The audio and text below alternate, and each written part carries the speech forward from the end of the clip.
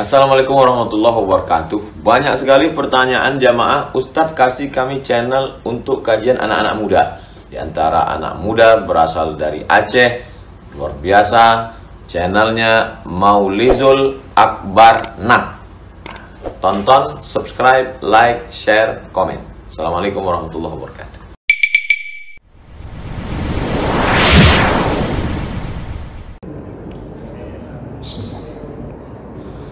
Assalamualaikum warahmatullahi wabarakatuh. Alhamdulillahi rabbil alamin. Wassalatu wassalamu ala nabiyyina al-Mustafa Muhammadin wa ala alihi wa ashabihi ajma'in. Amma ba'd. Rabbi shrah li sadri wa yassir li amri wa hlul 'uqdatam min lisani yafqahu qawli. Segala puji bagi Allah, kemudian salawat dan salam kepada Rasulullah, pada keluarga dan seluruh sahabat-sahabatnya yang Allah muliakan insyaAllah. Bapak-bapak, ibu-ibu, jamaah salat maghrib dan isya yang berhadir karena Allah, maka kepada Allah kita bermohon segala balasan di akhirat nanti. Di pertemuan yang lalu kita sudah mulai masuk ke dalam judul, yaitu fadilah menjadi orang yang ditakdirkan miskin, fakir atau miskin. Jadi kita akan membahas tentang keutamaan-keutamaan di balik kemiskinan yang diterima oleh seorang hamba. Karena banyak orang yang kadang-kadang tidak mau menerima kemiskinannya, padahal begitu banyak yang Allah janjikan kemuliaan bagi orang-orang yang ditakdirkan menjadi fakir atau miskin. Jadi kemiskinan ini termasuk salah satu yang paling dibenci oleh anak Adam, kata Rasulullah. Isnatani yakrahuhuma ibnu Adam. Ada dua perkara yang paling dibenci oleh anak Adam, yaitu mati dan miskin. Al-maut wa qillatul maul. Padahal itu baik baginya, kata Rasulullah. Padahal itu sangat baik baginya. Jadi ini yang menyebabkan kenapa kita perlu membahas tentang apa kelebihan-kelebihan yang diberikan Allah kepada hamba yang telah ditetapkan menjadi orang-orang yang fakir dan miskin. Kita di minggu yang lalu kita sudah bahas apa itu miskin. Miskin itu level di atas fakir. Kalau fakir tidak mampu hidup layak, miskin dia bisa hidup namun tidak mencukupi kebutuhan utamanya, itu miskin. Jadi bisa saja seseorang mendapatkan pekerjaan namun gajinya tidak mencukupi kebutuhan primernya, kebutuhan hidup utamanya, itu miskin. Jadi walaupun punya gaji 2,5 juta, 3 juta, tapi dia punya isteri dan anak, dan anaknya lumayan banyak, maka walaupun dia bergaji tetap disebut dengan golongan miskin. Jadi kalau fakir di bawah miskin, itu benar-benar tidak layak hidup. Dan itu adalah ketentuan Allah. Bukan kita yang berusaha untuk kaya, dan juga bukan kita yang mampu menghindari kemiskinan. Semuanya telah ditentukan oleh Allah Subhanahu wa taala. Allah mengatakan, ya basutur rizqa liman yasha wa yaqdir. Allah bisa luaskan rezeki kepada yang diinginkan, dan Allah bisa sempitkan rezeki kepada yang diinginkan. Jadi kita ini kaya miskin bukan karena hebatnya kita, pintarnya kita, tetapi karena ketentuan Allah berlaku di atas kita. Dan Allah sedang menunggu apa reaksi kita setelah Allah beri kaya atau setelah Allah beri miskin. Kita mulai dari fadilah yang pertama.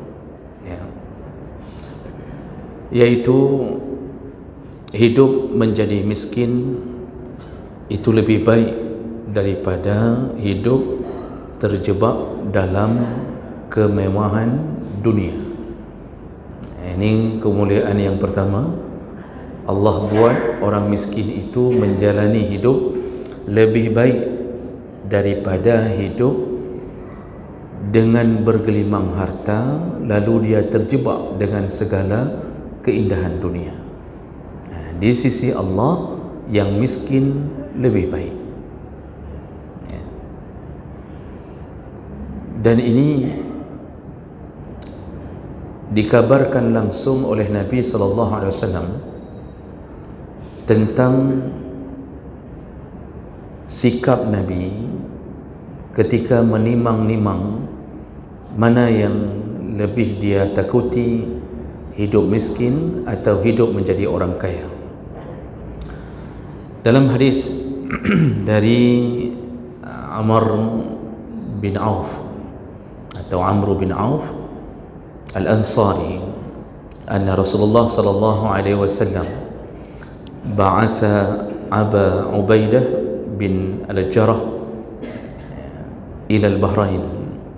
Jadi Nabi dulu pernah mengutus Abu Ubaidah bin Jarrah untuk pergi ke Bahrain lalu mengutip pajak dari penduduk Bahrain. Nah, penduduk Bahrain, Bapak pasti kenal Bahrain setelah dicurangi oleh wasit yang terakhir. Sebelumnya ada yang tidak pernah kenal Bahrain. Di mana Bahrain, di mana Bahrain, ya. Setelah dicurangi oleh wasit, semua kenal Bahrain. Nah, jadi Bahrain itu dulu mereka ditundukkan oleh kaum muslimin, tetapi tidak semuanya beriman.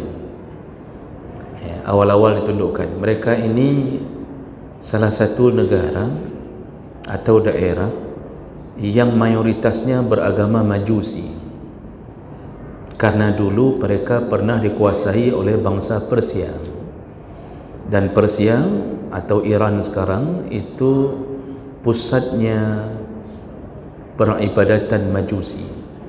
Jadi orang Persia itu orang-orang yang menyembah api. Saya coba ikuti suatu perjalanan orang di YouTube menuju ke tempat pusat-pusat penyembahan api atau disebut dengan Zoroaster. Itu mereka memang mencari tempat yang memunculkan api abadi. Nah, jadi kan ada yang daerah-daerah yang bisa mengeluarkan api karena gas yang berada di alam, keluarkan api itu terusan dari balik tanahnya. Nah, begitu mereka dapatkan tempat itu, maka mereka jadikan tempat itu sebagai kuil untuk menyembah api.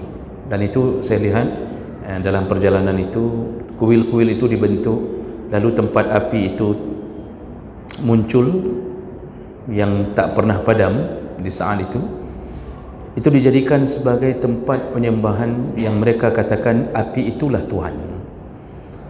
Nah, ketika api itu padam, salah satunya padamnya api ketika lahirnya Rasulullah sallallahu alaihi wasallam. Ada salah satu tempat yang apinya tak pernah padam ketika lahir Nabi, padam dengan izin Allah. Nah, mereka mengatakan, ini diceritakan oleh salah seorang Majusi yang masih tersisa sampai sekarang, Zoroaster itu masih ada. Mereka mengatakan Tuhan sudah berpindah. Jadi Tuhannya pindah. Dicari lagi api yang lain untuk mencari Tuhannya kemana pindah. Rupanya Tuhannya pindah, tak kasih tahu kepada hamba yang menyembahnya. Jadi ini kan kalau kita pikir kurang beradab juga, Tuhan ini nak kasih tahu ke hambanya. Masa pindah nak kasih tahu. Jadi di mana yang sudah padam, mereka katakan Tuhan sudah pindah. Dan mereka melakukan penyembahan hampir mirip-mirip dengan penyembahan orang Islam. Jadi mereka tundukkan seperti bentuk rukuk, lalu mereka sujud di depan api. Nah, inilah Bahrain. Jadi waktu Nabi mengutus Abu Ubaidah, itu Bahrain masih beragama Majusi, yaitu penyembah api. Sedikit lagi catatan Bapak Ibu, oleh karena itu kita sebagai kaum muslimin itu dilarang bertasyabbuh dengan gaya hidup majusi. Jadi jangan jadikan api sebagai alat kemuliaan. Para ulama juga mengatakan tidak layak kita menghidupkan malam-malam hari raya kita dengan api. Ini kan kebiasaan, Pak. Kalau sudah malam hari raya, kerjanya pasti bakar lilin, kemudian kembang api. Pokoknya apa yang dulu dimuliakan oleh orang Majusi, ternyata orang Islam tidak bisa meninggalkannya. Tentu tanda tanya, kita mengatakan dari mana asal muasal? Kok bisanya kita malam hari raya kita pun kita melakukan melampiaskan, meluapkan kegembiraan kita kok dengan api? Jadi ini sebaiknya dijauhi. Kalau yang sudah terjadi di waktu kita kecil tak faham, ya sudahlah. Tapi ke depan kita punya anak, itu jangan bermain api. Maksudnya jangan kawin lagi juga jangan main api. Jadi Bapak Ibu yang Allah muliakan, faqadima bimalin minal Bahrain.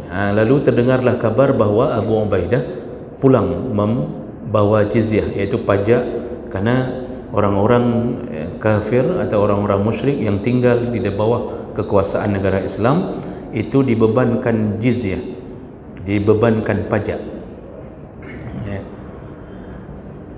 Untuk apa dibebankan pajak bagi orang kafir yang tinggal di negara Islam? Apakah negara Islam kekurangan uang sehingga harus mengutip dari orang-orang kafir yang dikuasainya? Itu tentu akan menimbulkan image negatif.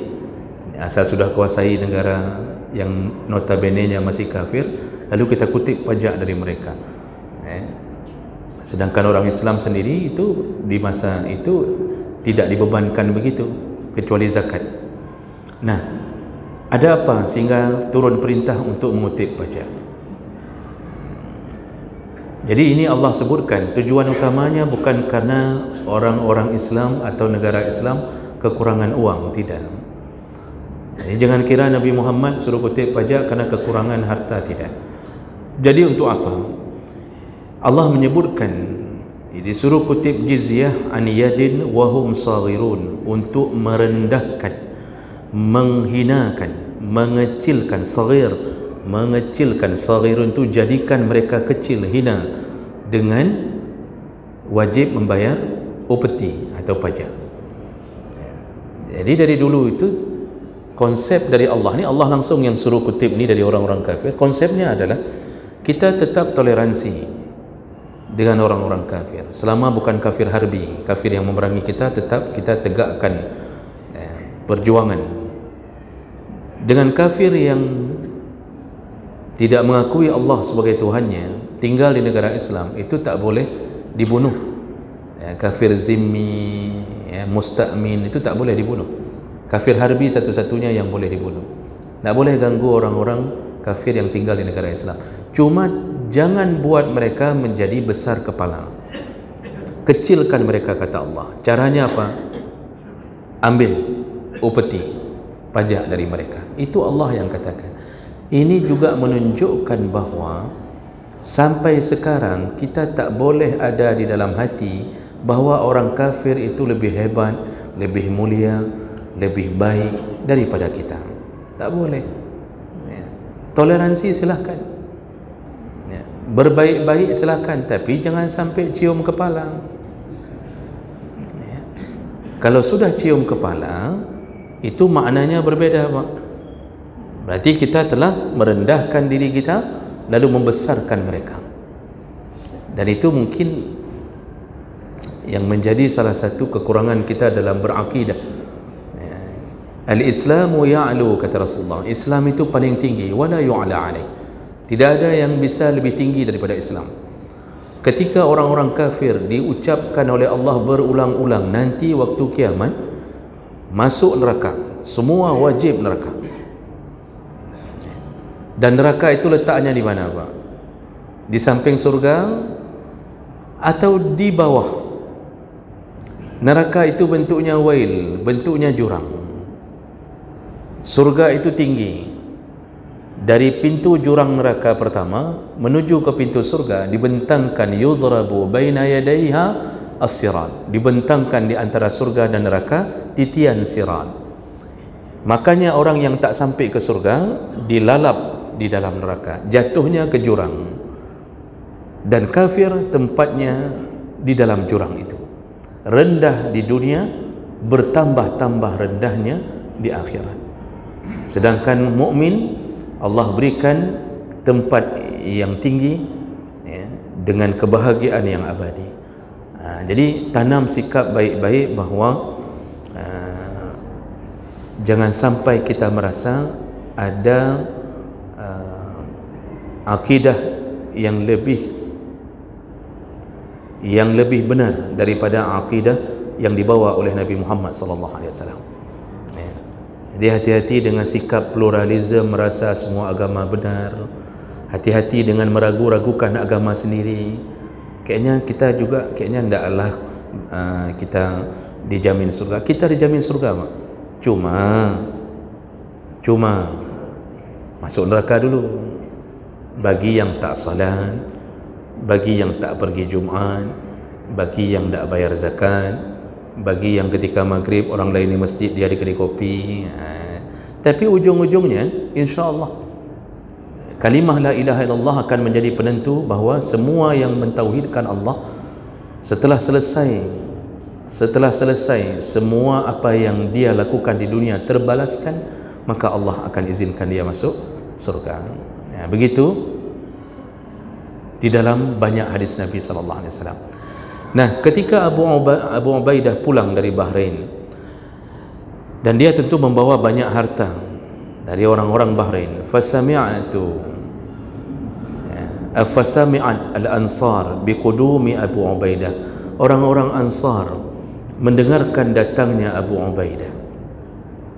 Jadi sudah heboh bahawa Abu Ubaidah pulang.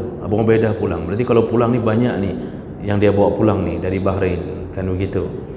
Lalu kemudian apa yang terjadi? Maka ketika datangnya salat subuh, dan mereka salat ma'a Rasulullah sallallahu alaihi wasallam, mereka itu beramai-ramai datang. Jadi semangat sekali subuh hari itu, semangat, karena mereka tahu kalau Abu Ubaidah pulang dari Bahrain bawa banyak harta, lalu kemudian pasti bertemu Rasulullah di waktu subuh. Mungkin datangnya di malam hari. Lalu mereka salat bersama Rasulullah. Falamma shalla Rasulullah insarafa. Lalu setelah Rasulullah selesai salat, fata'aradu lahu, Rasulullah kemudian melihat dan memalingkan wajah melihat semua sahabat bersemangat, mata bersinar-binar, ada senyuman di mulutnya. Ini kayaknya dapat bagian semua, insya-Allah, bagian semua. Pokoknya kayak kita menghadapi awal bulan, Pak.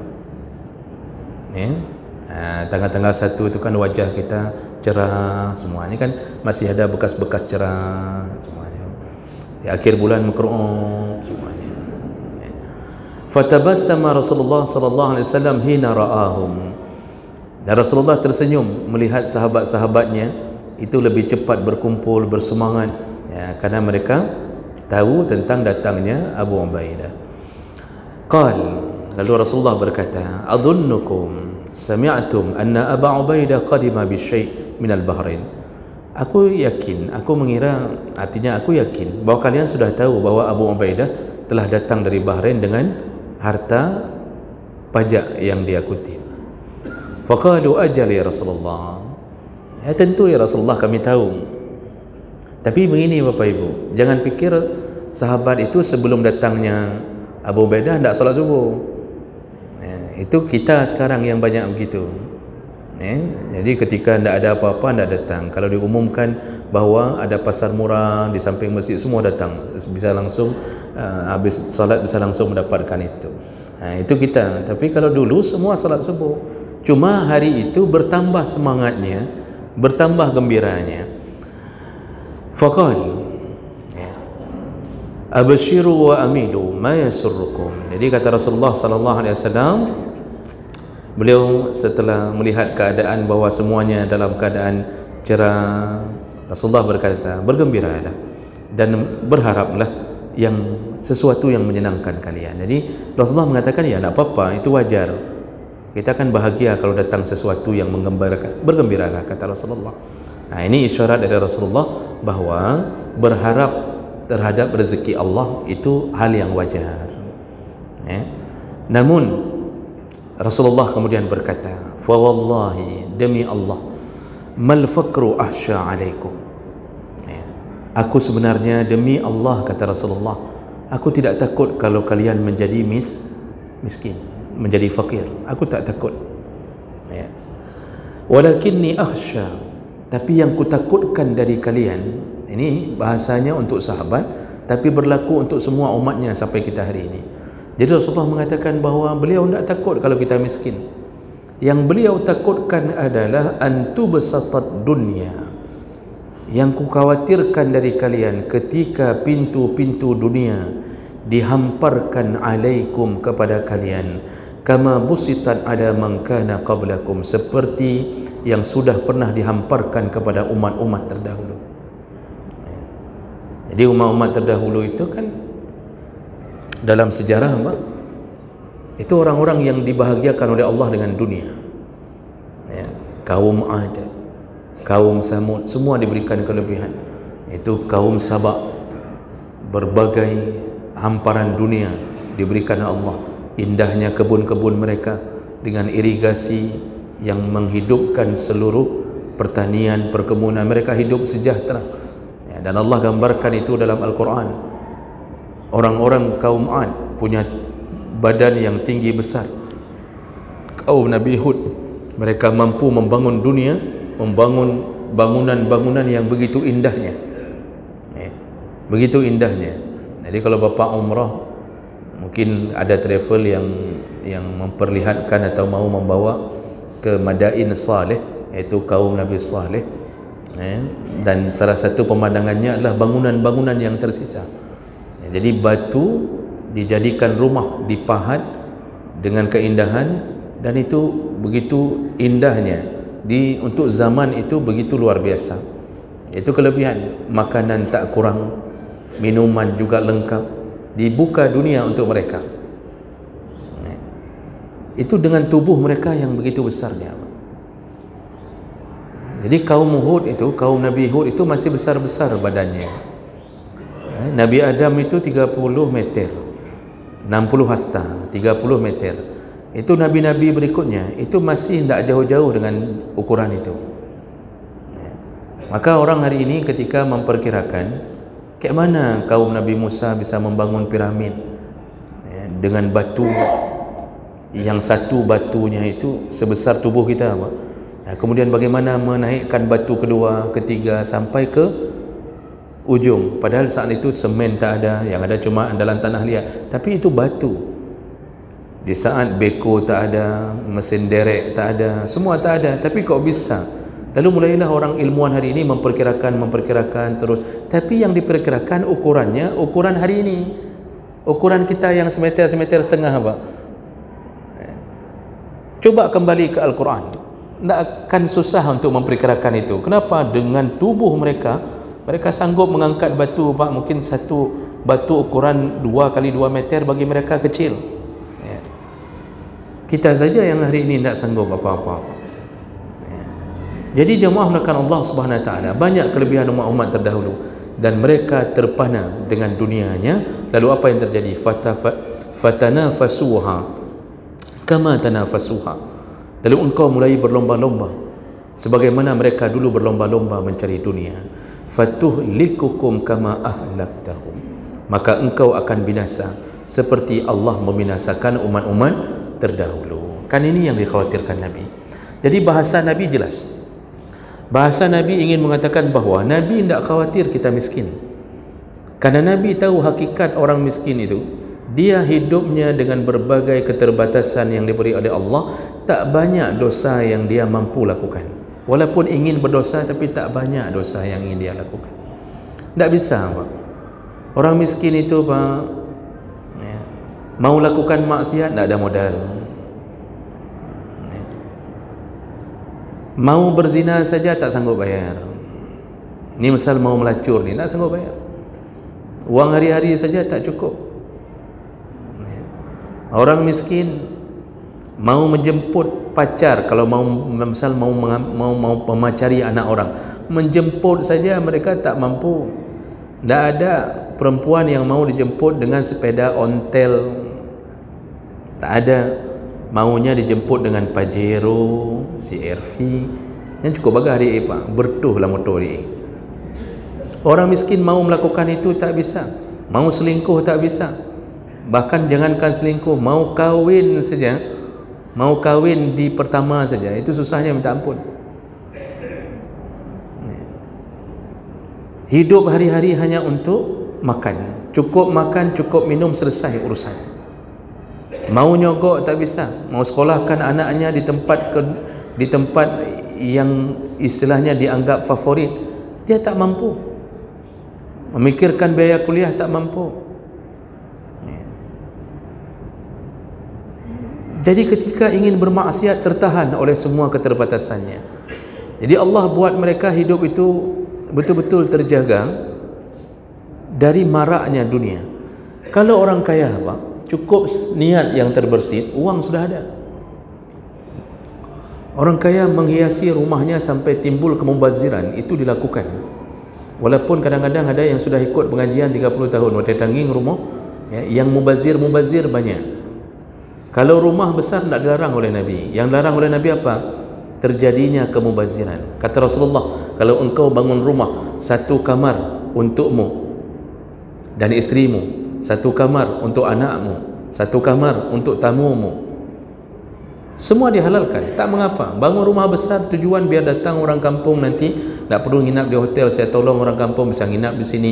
Kita mungkin punya banyak anak, kita buat banyak kamar, itu silahkan kalau dibutuhkan. Tapi Nabi menyambung, ketika engkau bangun kamar keempat yang tidak ada tujuannya, apa kata Nabi? Itulah kamar syaitan. Jadi Nabi ingin mengatakan, jangan mubazir, bangun yang sekira-kira dibutuhkan. Itu pekerjaan orang kaya. Jadi hari-harinya saja dengan kekayaan yang tak terkawal dengan ilmunya, itu saja sudah cukup menjadi temannya syaitan. Karena Allah mengatakan janganlah mubazir, ya, karena orang-orang mubazir mereka lah temannya syaitan, dan syaitan kufur kepada Tuhan. Cukup dengan kekayaan saja sudah jadi teman syaitan. Makanya di dalam rumah orang kaya yang tak berilmu, tak bagus imannya, itu banyak benda-benda yang tak terpakai pak, terpajang. Itu di sudut rumah tu pak, itu ada satu lemari kaca, isinya benda-benda yang tak dibutuhkan, yang kalau kita masuk pak kadang-kadang kupunya. Pasti kita mengatakan itu. Nanti ada yang memajang berbagai merek jam tangan, jadi ini belinya di sana, ini beli di Hong Kong, ini beli di Thailand, kumpul jam tangan di dalam satu kaca. Nanti ada yang mengumpulkan mobil-mobilan kecil, Pak. Beli mobil karena kaya, karena sudah kaya, belinya mobil mainan, Pak. Harganya seharga mobil beneran. Jadi beli mobil, taruh atas kaca Padumbo, taruh, Pak. Nanti tiap-tiap Sabtu Minggu dia buka kaca itu, dia pandangi mobil itu. Kan berat bangai orang kaya, Pak. Duduk, Pak. Saya pernah ini diceritain Pak sama salah seorang anak orang kaya, ya, anak orang kaya. Cerita dia nih, ceritanya sambil bercanda, tapi benar yang dia cerita itu serius. Dia mengatakan apa? Ya, bahwa dia karena ayahnya kaya, itu apa yang dilakukan? Ya, macam merek dia, ayahnya suka mengoleksi jam tangan. Beli jam tangan berbagai macam merek, asal keluar jam tangan beli, harga jutaan-jutaan. Itu ada hari-hari tertentu Pak, jam tangan itu diatur di atas kasur, diatur semuanya, dikeluarkan dari lemari itu, diatur di atas kasur. Lalu orang kaya itu tidur di atas jam tangannya. Nah banganya, mudah-mudahan tak ada dari kita yang sama gitunya. Tapi maksud saya, Masya Allah, orang kaya itu mendekat kepada kehancuran ya, dalam urusan beribadah. Kadang-kadang malas karena terlalu banyak kekayaannya ya. Jadi sibuk dengan pelesir sana, wisata sini. Hidupnya tak banyak lagi memikirkan urusan agama. Makin kaya, banyak bisnisnya, terbang sana, terbang sini, habis-habis terbang. Akhirnya diterbangkan oleh malaikat maut ya. Begitu keadaannya Mau maksiat begitu mudah lakukan. Ya. Kadang-kadang pergi ke satu kota, nampaknya ketika tinggal di Lutz Mawai kau saleh-saleh urun. Dia tinggal Lutz Mawai dengan peci, Masya Allah, jubah, datang ke masjid. Begitu sampai ke Jakarta, itu lepas semuanya, sampai booking pelacur di hotel. Ya. Saya tak mau mendetilkan, tetapi itu terjadi. Ya. Dan bukan jamaah dari sini, Pak. Jamaah dari Afrika Utara. Itu terjadi. Ya. Kenapa? Punya uang. Ya. Suka-suka. Sesekali dia bingung mau membuat apa lagi, akhirnya buat hal-hal yang tak perlu. Ya. Sumbangkan ke perkara yang tak perlu. Disumbangkan, buat turnamen bola kaki. Karena saking kaya, buat turnamen bola kaki. Habis uang 1M untuk buat turnamen, hadiah dari dia semuanya. Dia senang dengan olahraga itu, maka dia sumbangkan itu. 1M kalau dia kasih untuk masjid, dia kasih untuk pesantren, Masya Allah, begitu besar wakaf yang dia beri. Tapi tidak, kalau ke sana tidak mau kasih, kasihnya ke turnamen. Sumbang, nyo hadiah dari long, pokoknya juara 1, juara 2, juara 3 long yang jo. Itu orang kaya. Itu baru suaminya, belum istrinya. Istri biasa lebih gila lagi daripada suaminya. Itu istri dari orang kaya itu habis harta apa, beli tas tiap-tiap hari. Itu di rumahnya itu berbagai macam merek tas. Ada yang huruf G terbalik-balik.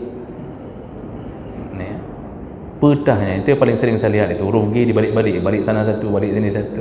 Ya, itu disimpan, disangkut Pak, sampai 20 tas macam model. Lalu ketika keluar, itu tas itu nak mau ditaruhnya di dalam jok motor, Pak, tapi harus disangkut di samping supaya nampak semuanya. Nampaklah sama pencuri, ditarik mati.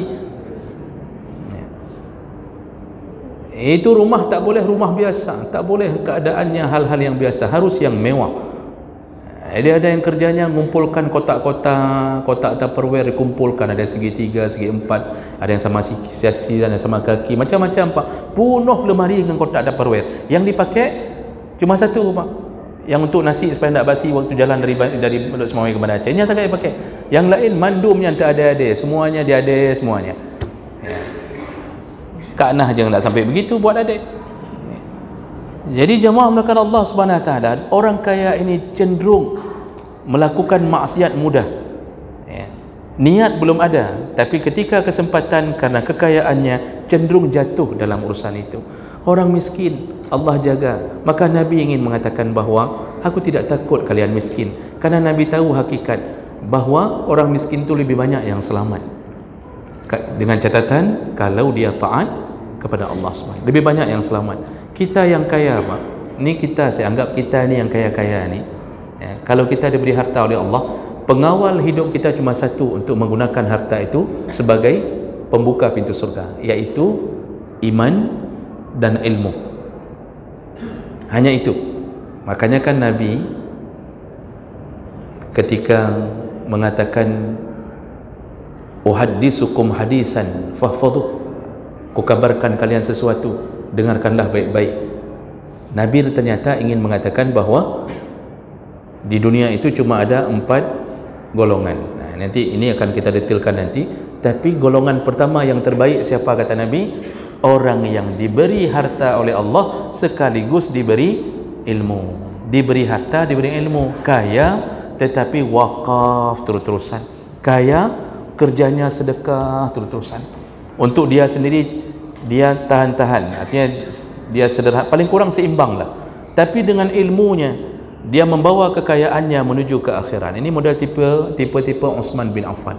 Jadi Islam itu tak melarang kaya, yang dilarang kaya yang tak punya ilmu. Ini yang membuat orang kadang-kadang terjebak dalam kemewahan dunia. Nah, jadi jemaah melakukan Allah dengan begitu, apa yang disebut oleh Nabi, ternyata hidup miskin itu lebih dicintai, lebih dimuliakan oleh Allah daripada hidup dalam kaya bergelimang dunia, sehingga kita jatuh ke dalam banyak dosa. Inilah kelebihan pertama dari orang-orang miskin. Seandainya orang miskin ada yang ikut pengajian, sungguh setelah pengajian, setelah dengarkan hadis ini, maka dia tak menyesali dirinya telah ditetapkan menjadi orang miskin. Mudah-mudahan ini fadilah pertama bisa membuat kita mensyukuri apa yang telah kita dapatkan dari Allah Subhanahu wa taala. Baik, karena waktu azan telah sampai, kita cukupkan, kita sambung di pertemuan yang akan datang. Subhanakallahumma bihamdik, asyhadu an la ilaha illa anta, astaghfiruka wa atubu ilaik. Wassalamualaikum warahmatullahi wabarakatuh.